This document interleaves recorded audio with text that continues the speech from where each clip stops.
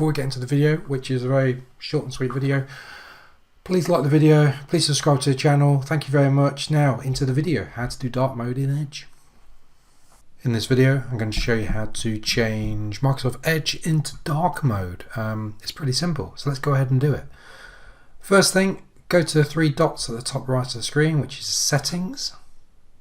Scroll down to Settings with a little cog icon next to it. Select that.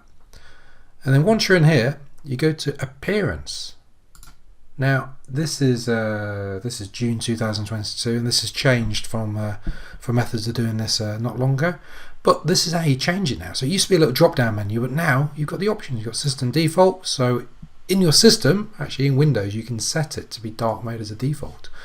Go to light mode or go to dark mode.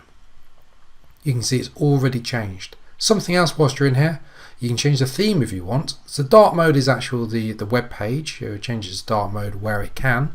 The theme is the bit along the top. So let's show you. Let's go to Juicy Plum, which is some people say my nickname. No, Spicy Red's my nickname. There we go. Spicy Red changes along the top. So you can change the theme and you can change the overall appearance of light or dark. My real nickname, by the way, is actually Mystical Forest. So Mystical Forest dark mode. And once you've done it, that's it done. You don't need to do anything else. It's set as that. Don't need to save anything. That's how you do dark mode, and that's how you change the theme if you really want to.